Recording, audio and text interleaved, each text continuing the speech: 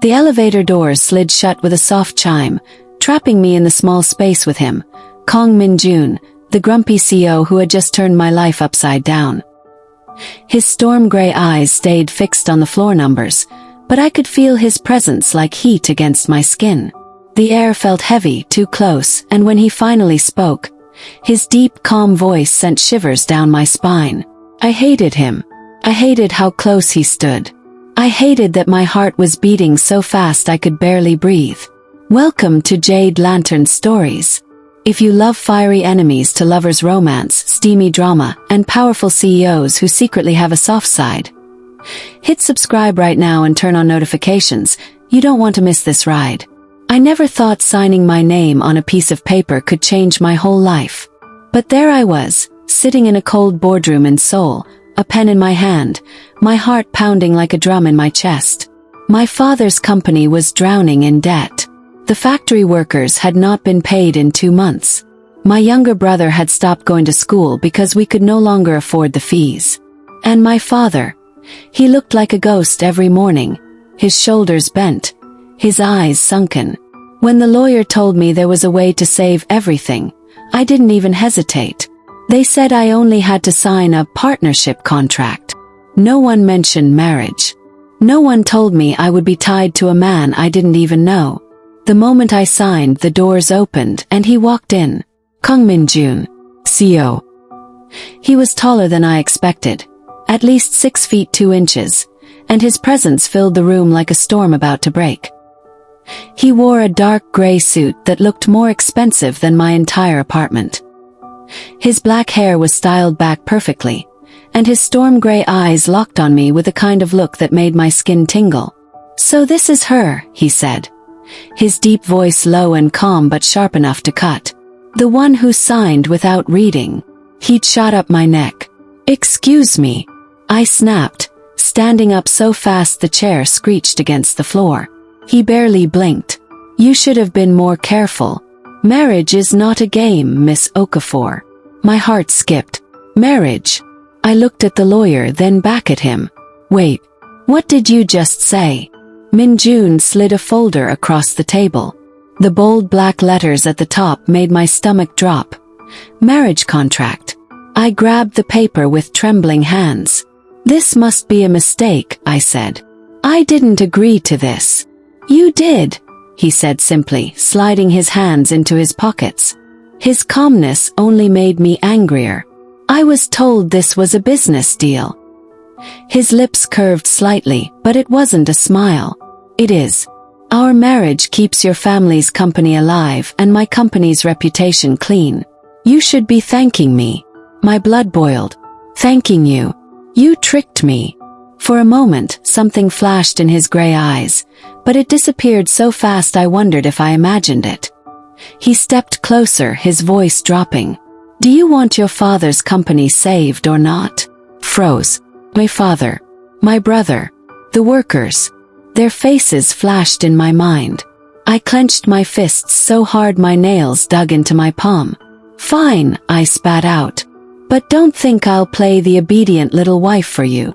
For the first time, his lips curved into something that almost looked like amusement. "Good.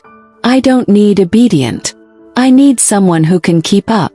The way he said it sent an unexpected shiver down my spine.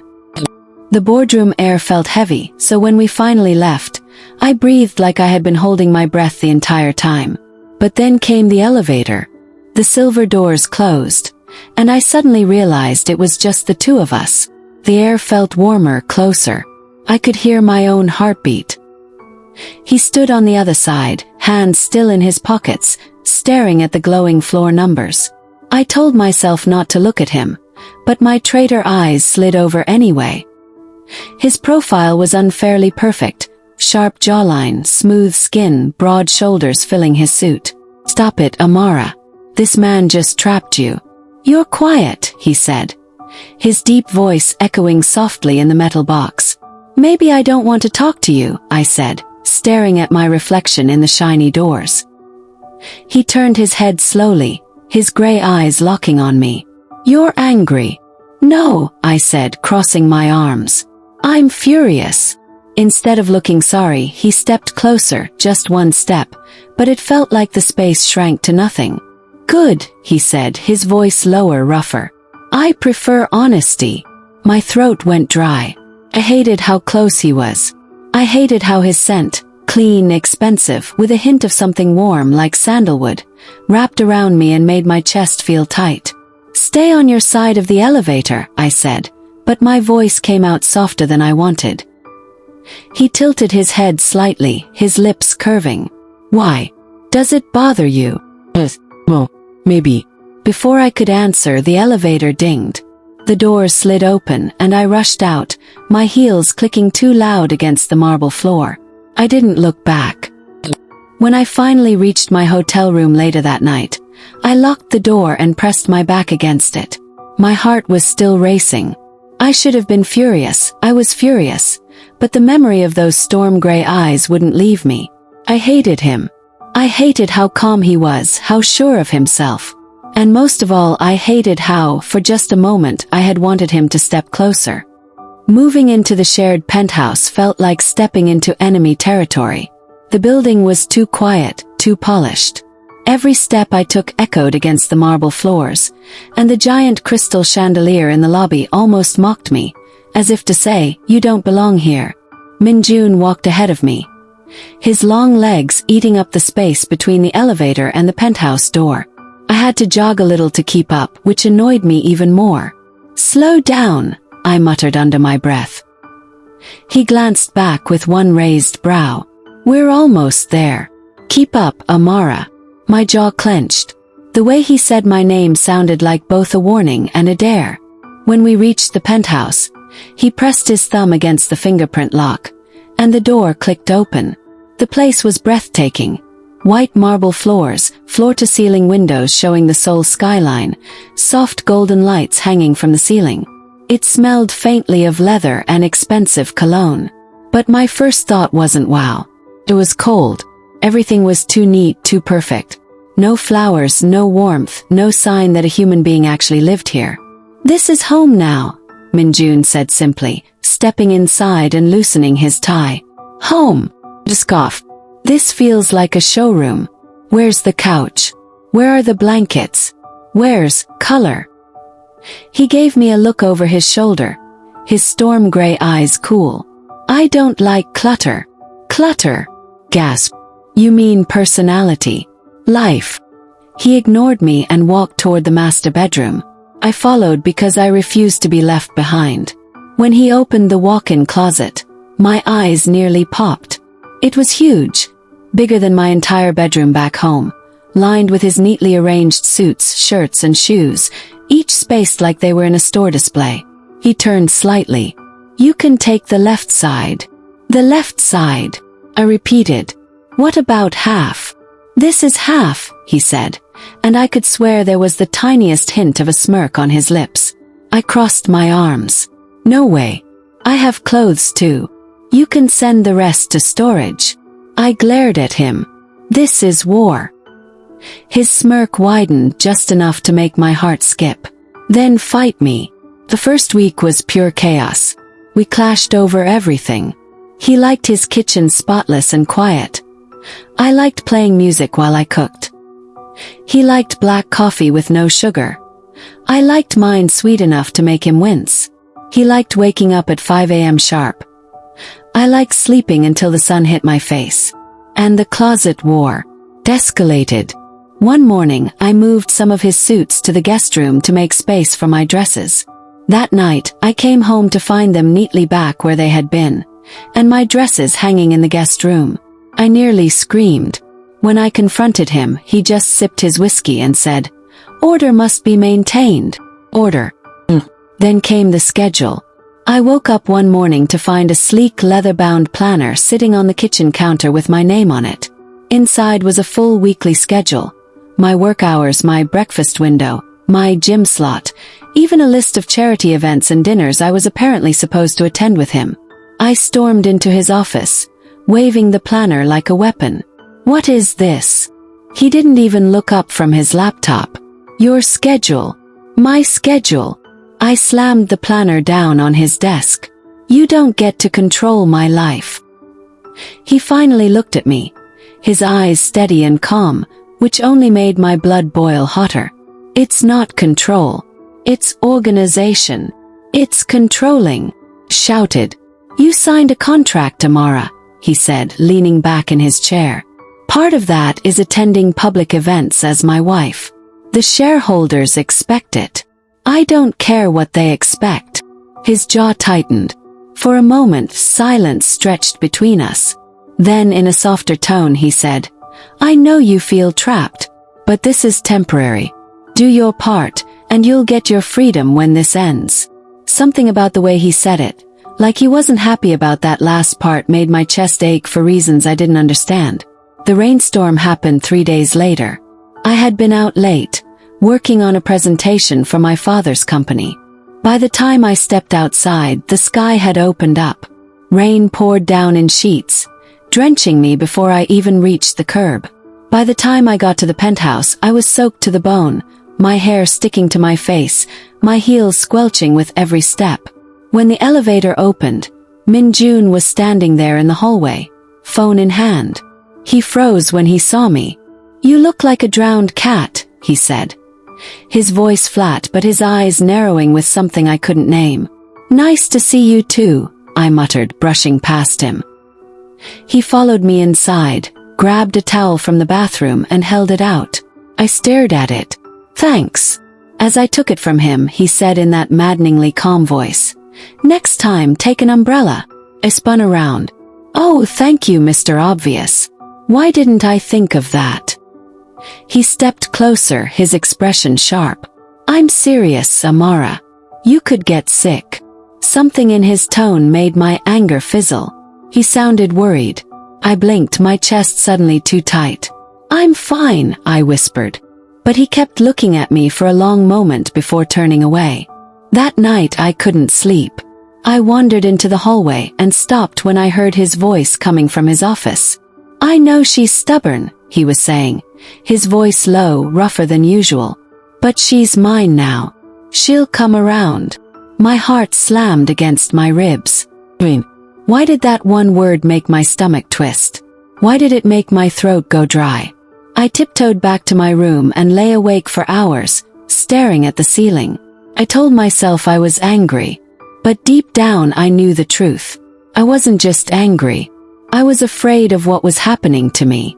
Because every day in this house, every fight, every look, every word from him, it was slowly pulling me closer. I woke up to the smell of food, which was strange, because I lived with a man who swore he didn't cook. First I thought I was dreaming. The smell of eggs, toast, and something sweet floated into my room, making my stomach growl. I pulled the blanket over my head, but curiosity dragged me out of bed. I padded down the hallway, my hair a wild mess, my oversized t-shirt slipping off one shoulder. The closer I got to the kitchen, the louder the faint sound of something sizzling became. And there he was, Kong Min Jun, the grumpy CEO, standing at the stove in a perfectly ironed black shirt with the sleeves rolled up, revealing strong forearms I had no business staring at. His dark hair was slightly messy, just slightly, as if he had run a hand through it. He was cooking. I leaned against the doorway, arms crossed. "You cook?" He turned his head slowly, his expression calm as ever. "Sometimes." "You told me you don't cook," I said, narrowing my eyes. "I don't," he said, flipping something expertly in the pan. "I just test recipes." I laughed. "Test recipes? What are you, a food critic?" He glanced at me then, and I caught the faintest twitch of his lips. Not quite a smile, but close. Something warm stirred in my chest. "Sit," he said, nodding toward the counter. I hesitated but obeyed, climbing onto one of the stools. Watching him move around the kitchen was strangely hypnotic. Precise, clean, controlled. Even his cooking looked efficient. When he set the plate in front of me, eggs, toast, and golden brown pancakes, I blinked. "This looks amazing. Eat," he said simply, sitting across from me with his own plate. For a moment we just ate in silence.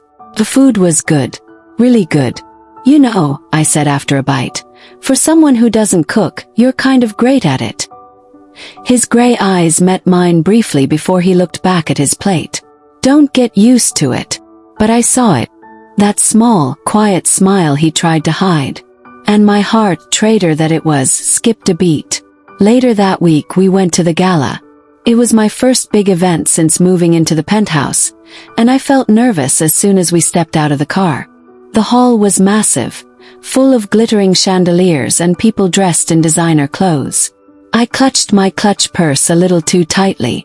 Minjun walked beside me, tall and composed, his hand resting lightly on the small of my back. His touch was steady, grounding me even though I didn't want to admit it. We greeted people, smiled for photos, shook hands. I tried to keep my chin up, even when I heard whispers behind me. That's the wife. She's not even Korean. Then it happened. One of the board members, an older man with sharp eyes, walked up to Minjun. He looked at me, his lips curling into a fake smile. Quite a choice for a wife, Seo Kong. I suppose love can make one overlook certain backgrounds.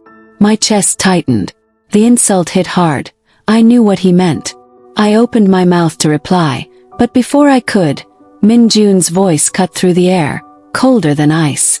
Careful, he said, his hand pressing slightly firmer against my back. Disrespect my wife again, and you'll regret it. The man blinked, startled. Minjun didn't stop. She is my wife, which means she represents this company. If you have a problem with that, you have a problem with me. The entire group went silent. My heart thudded. No one had ever defended me like that before. When we walked away, I felt heat rushing to my face. Not just from embarrassment but from something I couldn't name. Why did you do that? I asked when we stepped outside for air. He turned his head slightly, his jaw tense. Because no one talks to you like that. I can handle myself, I snapped, though my voice was softer than I meant. He stopped walking, turning to face me fully. The cool night air wrapped around us, but it was nothing compared to the heat in his eyes. You think I did that because I think you're weak, he said, stepping closer. I swallowed hard. Didn't you? He took another step, and suddenly my back was against the stone wall of the building. My breath caught. Stop doubting me, he said, his voice low, rough. His hands braced against the wall on either side of me, caging me in. My heart hammered so loud I thought he could hear it. You make me angry, I whispered, even though my body refused to move away. Good, he said, leaning closer, his face inches from mine. Better angry than afraid. His breath brushed against my cheek, warm and soft, and my entire body went still. For a moment I thought he might kiss me. I almost wanted him to. But then he pulled back, just enough to meet my eyes. You're not just a contract to me, Amara, he said quietly. My chest ached. I didn't know what to say. When we finally went back inside, I couldn't stop thinking about how close he had been. His hands on the wall, his eyes burning into mine, the way my body had reacted without my permission. For the first time, my heart wasn't beating from anger. It was something else. Something far more dangerous. I wasn't supposed to find the file. But once I did, I couldn't unsee it. It was a rainy afternoon, and Minjun had been called into an emergency board meeting. I was in the penthouse, bored, restless, and maybe a little nosy. I had gone into his office just to grab a pen. Just a pen. But then I saw the folder sitting on the corner of his desk. It was black, with my father's company name printed in gold letters across the top. My heart thudded. I told myself not to open it. I told myself it was none of my business. But my fingers moved before my brain caught up. Inside were documents, bank transfers, contracts, agreements, and at the bottom one line stood out. Anonymous investor. Kong Minjun. My vision blurred as I stared at the words. My knees felt weak, and I sank into the leather chair. He had been the one. He was the reason my father's company hadn't collapsed years ago, and he never told me. A strange mix of anger, confusion, and something softer filled my chest all at once. When I heard the door open, I shot up so fast the chair almost toppled. Min-jun stepped inside, loosening his tie. Amara. I held up the file with shaking hands. You. My voice cracked. It was you all along. His gray eyes darkened when he saw what I was holding. You saved my father's company years ago, I said, my voice rising. You've been pulling strings this entire time. Was this your plan? To play hero so I would owe you forever? No, he said, his voice calm but firm. Then what? I snapped, slamming the folder down on the desk. What do you get out of this? A wife you didn't even want. A puppet you can control. He took a step closer. I wanted you. Froze. His jaw tightened like he hated admitting it but couldn't hold it in anymore. I saw you once, he said quietly. At a university charity event 3 years ago. You were helping a little boy tie his shoelaces. You smiled at him like he was the only person in the world. And for some reason, I couldn't forget you. My breath caught. I followed your work after that, he continued, his eyes locking on mine. When your father's company was about to fall apart, I stepped in. Not because of business. Because I couldn't stand the thought of you losing everything. Tears stung my eyes. So you married me out of pity, I whispered. His voice turned rough. No. I married you because I didn't trust anyone else to protect you. The board wanted a merger that would have destroyed your family name. I couldn't let that happen. This, he gestured between us, was the only way to keep them from taking everything. My throat felt tight. You should have told me. I couldn't, he said, stepping even closer. You would have hated me more than you already did. His words cracked something inside me. I turned away, wiping at my cheeks, but the tears kept falling. You don't get to decide what I feel. I know, he said softly. Then I felt it. His hand on my arm, gentle but warm, turning me back toward him. When I looked up, his usual cold mask was gone. His eyes were raw, almost desperate. I have been alone my whole life, Amara, he said. And then you came into it like a storm. You fight me, you yell at me, you make me insane. And still, you are the only person I want in this house. Something hot and painful bloomed in my chest. I wanted to stay angry. I wanted to scream at him for manipulating me, for keeping secrets. But all I could do was stand there, staring at the man who had just laid his heart bare in front of me. You can't just say things like that, I whispered.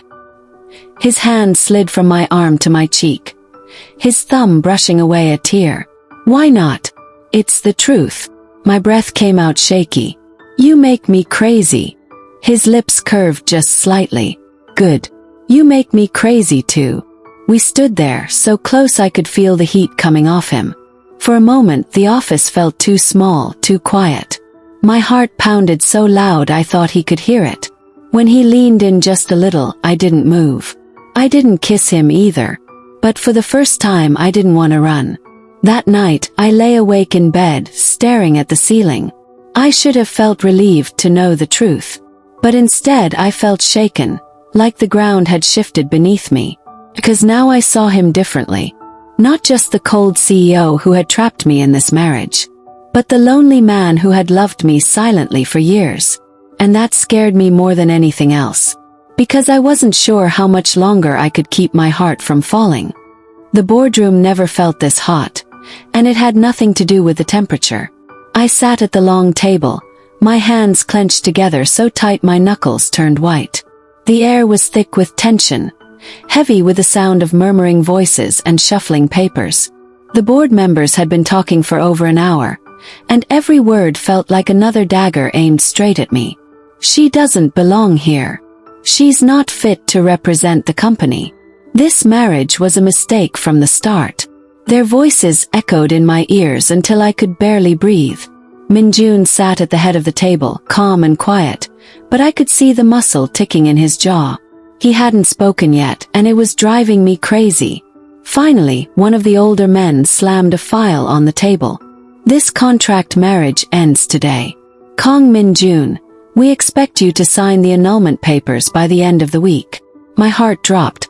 I looked at Min Jun, waiting for him to speak, but he just sat there.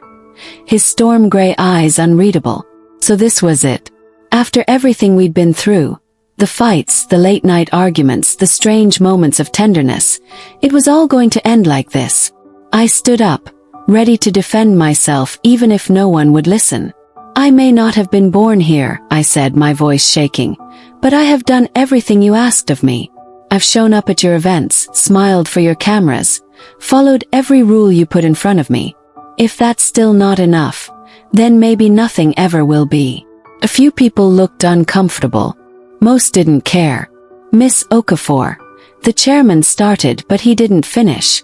Because Min Jun finally moved. He pushed back his chair slowly, the sound loud in the silent room. When he stood, every eye turned to him. I'm not signing anything, he said, his voice low but firm. The chairman blinked. Excuse me. Min Jun's eyes swept over the room, sharp and cold. You heard me. This marriage will not be annulled. This is not about you, one of the board members said. It's about the company. No, Min Jun said, his voice cutting through the air like a blade. It's about my wife. Froze. She is not just a name on a paper, he continued, stepping around the table. She is my wife. The woman I chose. The woman I love. The entire boardroom went silent. My heart pounded so loud I almost didn't hear the rest. You will respect her, Min Jun said, his gray eyes hard as steel. If anyone here thinks they can speak against her again, they can hand in their resignation on their way out. No one spoke. No one moved. He turned to me then, and for the first time I saw something raw in his eyes. Not the cold CEO mask, not the calm strategist, but a man laying everything on the line. I swallowed hard. My chest ached so bad it almost hurt to breathe. The chairman cleared his throat. Very well, he said stiffly. The matter is closed. When the meeting ended, I could barely walk. My legs felt weak, my heart still racing from what he had just said. We rode the elevator up to the penthouse in silence. I stood in the corner, staring at the floor, my emotions all tangled up. When we stepped inside the apartment, I finally turned to him. You didn't have to do that, I whispered. Yes, he said simply, taking off his jacket and tossing it on the couch. I did. I shook my head. You put your position at risk. I don't care about my position. His voice was rough now, his eyes locking on me with an intensity that made my breath catch. What do you care about then? I asked softly. You, he said. The word hung in the air between us, hot and heavy. Before I could react, he crossed the room in 3 long strides. I backed up until my back hit the wall, my heart beating so fast it hurt. He stopped just inches away, his hand braced beside my head. You drive me insane, he said, his voice low and hoarse. You make me angry. You make me laugh when I don't want to. You make me care about things I thought I stopped caring about a long time ago. I swallowed hard. Min Jun. I meant what I said in there, he said, leaning closer until I could feel his breath on my cheek. You are my wife. Not just because of a contract. 'Cause I want you. Because I didn't let him finish. I grabbed the front of his shirt and kissed him. For a second he froze. Then his arms wrapped around me, pulling me closer until there was no space between us. The kiss was hot and desperate, like all the arguments, all the stolen glances, all the nights lying awake had built up to this moment. When we finally broke apart, we were both breathing hard. Say it, I whispered, my hand still clutching his shirt. His storm gray eyes softened. I love you, Amara. Tears filled my eyes, but this time they were happy ones. I love you too, I said, my voice breaking. He rested his forehead against mine, his thumb brushing away my tears. Then stay. Not because of the contract. Because you want to. I smiled through my tears. I already decided. Later that night, as I lay in bed with his arm around me, I thought about everything that had happened. I had come into this marriage kicking and screaming, ready to hate him forever. But somewhere between the fights and the quiet moments, between the storms and the soft touches, I had found something I didn't know I needed. I smiled softly into the darkness. What started as a trap had become the love story I never saw coming. And for the first time since it all began, I felt free. Not because I had escaped, but because I had chosen to stay. Thank you for watching. If you enjoyed this episode, please subscribe, like, and share. Leave a comment below. I love hearing your thoughts and theories about our stories. Your support helps us create more heart-pounding romance just for you.